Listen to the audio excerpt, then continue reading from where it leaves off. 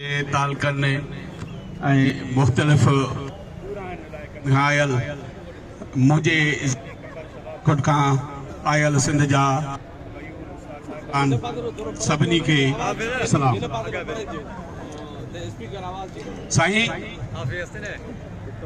ही अजीब सूरत हाल है तो सिंध के सभिनी मुलाजमन के बुनियादी तौर पर मुलाजिम सब असांजा भाइर पर जेको नारवा सलूक सिंध के प्राइमरी उस्तादन का सलसल चैन 5 सालन का अचे उन जो तारीख़ में मिसाल मिलण मुश्किल है।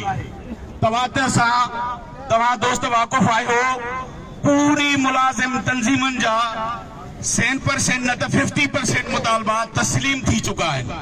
जो वाहिद प्राइमरी उस्ताद है जैके पीड़ियो थो वने जैके भित सा लगायो थो वने जैके अज़ियतियूं ॾिनियूं थी वञन इहो सिंध जो प्राइमरी उस्ताद है जेकी हिननि जी बरबरियत सहंदो थो अचे। इहो सिंध जो प्राइमरी उस्ताद है जेको हिननि ॾाढियूं कयूं आहिनि उनखे सहंदो थो अचे। हिन सूरत हाल में भी जेकॾहिं असां न जॻियासीं त यकीनन असां मिसाल जी वेंदासीं, तंज़ीम मिसाल जी वेंदी, सिंध जी तालीम तबाह थी वेंदी। असां बुनियादी तालीम ॾींदड़ आहियूं, बुनियादी तालीम ॾींदड़नि खे एतिरियूं तकलीफ़ूं न ॾियो। सिंध जो प्राइमरी उस्ताद बाग़ी थी चुको आहे। सिंध जे प्राइमरी उस्ताद सां जेका तव्हां वेधन कई आहे उहा तारीख़ में मिसाल नथो मिले। चौथों साल आहे हिन ई स्टेज ते अचूं था, हिन ई स्टेज ते धक खाई, हिन ई स्टेज ते आंसू गैस जा शेल खाई वापसि था मोटूं। शर्म अचे तव्हांखे, हया अचे। हिन बुनियादी तालीम ॾींदड़ सिंध जे गयूर उस्तादनि खे तव्हां सदाई हथे खाली मोटायो आहे।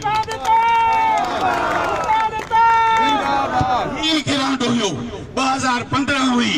मोहतरम सिकंदर जो कोई वेठो आहे हितां जे उस्तादनि जज्बे सां निकता तो यकीन जानो 3 खां 4 कलाक रेड ज़ोन में वेठा रहा ऐं रेड ज़ोन में कोई असांखे उथारे न पियो सघे।